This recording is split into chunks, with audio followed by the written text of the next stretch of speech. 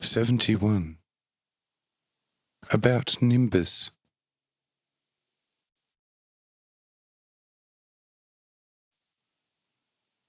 I had said this out loud, so that also the guests at the other tables heard it.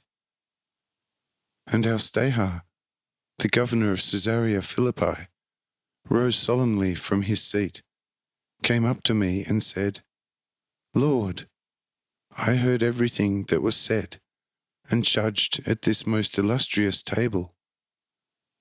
Many miraculous, eminent, deeply wise, fully true, and in every respect undeniable things. Everywhere your purest divinity shone like a sun on the brightest midday. And all the angels of heaven could not claim otherwise. But nonetheless I always missed something, and that is the certain divinely eminent nimbus, mythology, a shining cloud sometimes surrounding a deity when on earth, which nowadays one sees only too clearly in the temple, and particularly in their Holy of Holies, as soon as one only sets foot in that place. The certain holy, mysterious quietness, the sacred aroma of sacrifices, here quite absent, constantly make a thoroughly earth-shattering effect on the people, and certainly to their pious people. What an unspeakable gap between God and man! How low does a man feel in comparison with the fearfully eternal, divine majesty? Yes, how does he sink back to nothing and feels in his full nothingness the great divine all in all, and his pure nothingness, which is highly healing for the humility of the human heart, which likes to puff itself up in pride. In a nutshell, in my unmeasured opinion, man should not feel so at home in the presence of his God, his Creator, as if he was sitting with a bowl of lentils and was consuming them quite comfortably.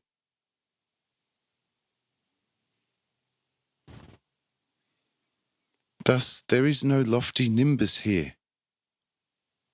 We are sitting as sheer friends, and even brothers, among one another, and whoever says something speaks enormously truly and wisely, but also quite without the certain ancient, very prophetic nimbus.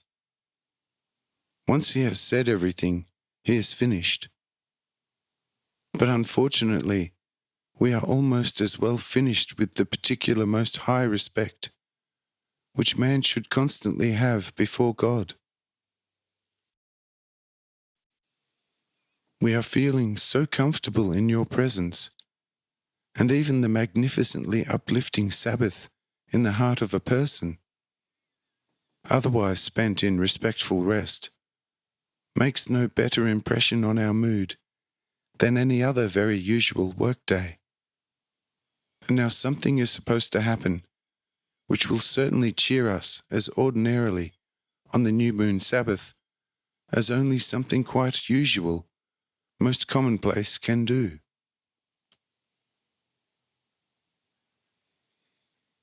Could your omnipotence not be used so that at least the remaining 2 hours of this Sabbath day rest will not be made too similar to a working day and destroy every divine nimbus?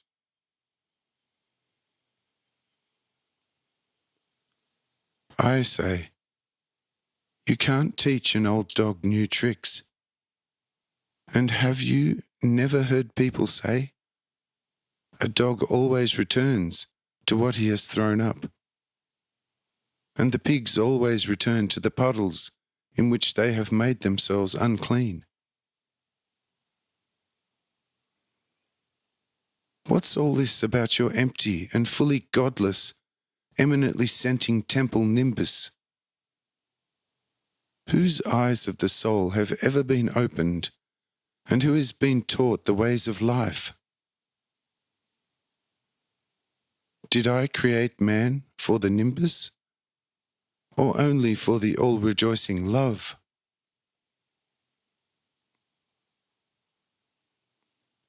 Tyrants and violent oppressors of their fellow men tend to surround themselves with your nimbus. Throw sand in the eyes of all the seeing people, and choke the poor and the weak, simply to raise your eminent aura of fear around them. And you call that good, even serviceable for the human soul? Oh, you old blind fool! What good would I be to you, then, if I was an all-consuming fire among you? Would that ever increase your love and your trust to me? Or is it possible to love someone who instantly threatens to strangle you as the most powerful, with eyes glowing in anger, if you only make the slightest mistake? Do you and your dubious temple know better than I why God created the people, and how God and man behave mutually?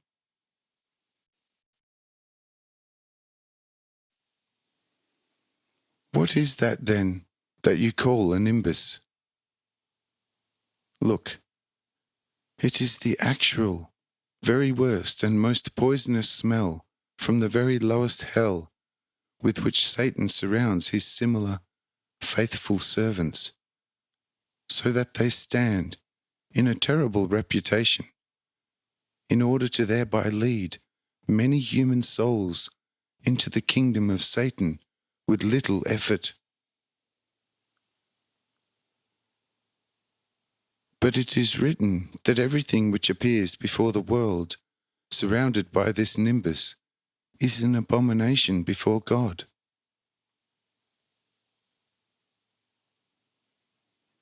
Have you ever seen two people who truly love one another act arrogantly as if surrounded by a nimbus, and then hardly deign to give the other a friendly look, and even less a tender word?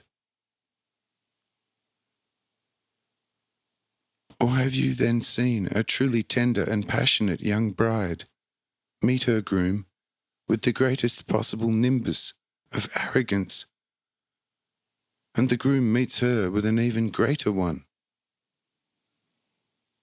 Do you really think that that can become a married couple? Yes, it can certainly become one according to the power of the law from this world, but never for heaven. For where there is no love, there is also no heaven.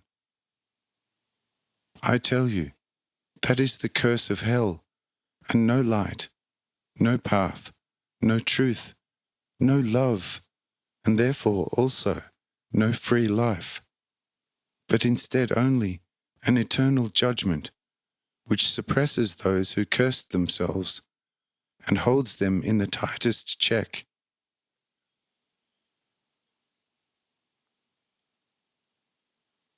It actually seems less divine and worthy of God here to you, because you do not actually get to taste anything of hell and of its despicableness. Look what the blind humanity can achieve. They have a point of belief that they are doing God a just and pleasing service with hell. They could not have gone any further in their blindness, stupidity, and evilness. If it seems to you to be so edifying and worthy of God in hell, then go there again and serve God there with your eminent education, and be happy in your nimbus. At these words, Steha falls on his knees before me and begs me for forgiveness, saying, "Lord, forgive me, a foolish old, blind idiot, and I thank you for this justified correction. Only now am I fully healed." You see, I was thus brought up and lulled into thinking this way. And the impressions in the cradle are very hard to be removed from the mind. But now it is as if a new sun has risen in me, and I now see the whole despicableness and the total perversion of the temple service. Now, come what may, I will remain as firm as a granite cliff in the sea in this new teaching, which is most worthy of God from your holy mouth. I say, stand up, brother, but go and tell your brothers what you have heard, for they also are stuck in their foolish nimbus to over their heads. Explain to them what the nimbus is, and explain to them who I am, also without such a nimbus, and what I really want.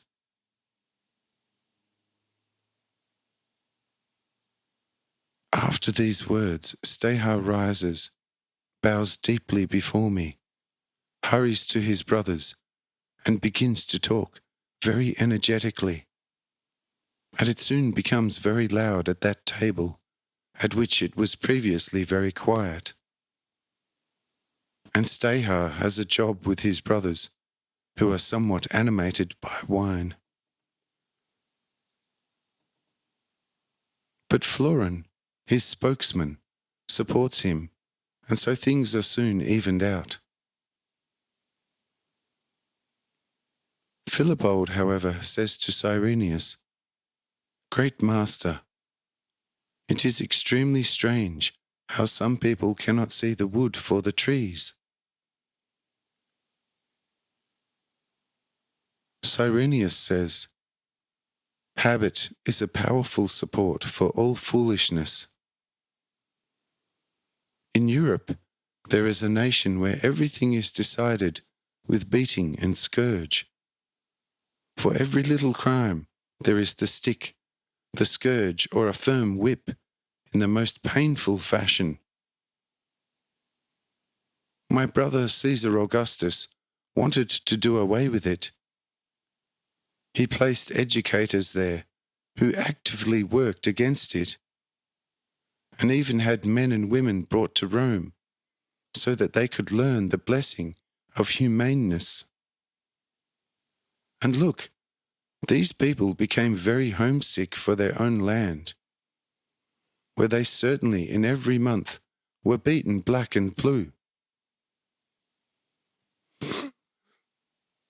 But once a material hell becomes such a habit for a man that he longs for it when he does not find any more in a humanitarian people, how much more then the spiritual hell which gives man so many mundane advantages?